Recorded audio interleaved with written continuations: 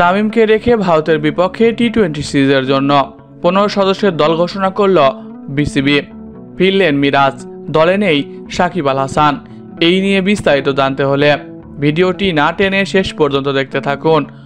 আর আপনি যদি আমাদের চ্যানেলে নতুন হয়ে থাকেন তাহলে এক্ষুনি সাবস্ক্রাইব করে রাখুন। আর ইতিমধ্যে সাবস্ক্রাইব করে থাকলে আপনাকে অসংখ্য ধন্যবাদ। মেহেদী হাসান মিরাজ বাংলাদেশের অলরাউন্ডারের আরেক নাম। প্রায় লম্বা সময় ধরে টি-20-র বাইরে ছিলেন তিনি। সাকিব আল হাসানের অবসরের কারণে এবার দলে সুযোগ পেলেন। আর যদিও তার টি-20-তে ভালো ফলাফল নেই, তারপরেও তাকে দলে রেখেছে ম্যানেজমেন্ট। ওয়ানডে এবং টেস্টে ভালো ফর্ম থাকা সত্ত্বেও ছোট ফরম্যাটে তার জায়গা হয় নাই, যা ক্রিকেট মহলে শুরু হয়েছিল সমালোচনা। মানুষের মুখে মুখে অনেক কথাই ভেসে আসছিল যে হেড কোচ তাকে অপছন্দের তালিকায় রেখেছে, যার কারণে তিনি দলে জায়গা পান না। হেড কোচের দাঁত ভাঙ্গার জবাব দিলেন মিরাজ।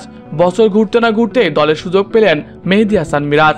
খেলবেন ভারতের বিপক্ষে 3টি টি-20 ম্যাচ। মিরাজের টি-20 ক্যারিয়ার খুব একটা ভালো না হলেও তবে বাদ পড়ার আগে সীমিত ওভারের ক্রিকেটে দুর্দান্ত ফর্মে ছিলেন তিনি। বিপিএল-এ চ্যাম্পিয়ন বরিশালের সদস্য ছিলেন এই তারকা।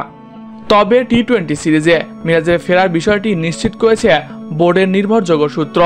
এদিকে টি-20 সিরিজে কি হতে পারে বাংলাদেশ দল, এ নিয়ে চলছে জল্পনা কল্পনা। জানা গেছে 15 সদস্যের দলে ফিরতে যাচ্ছে top order batsman Parvez Hossain ইমন।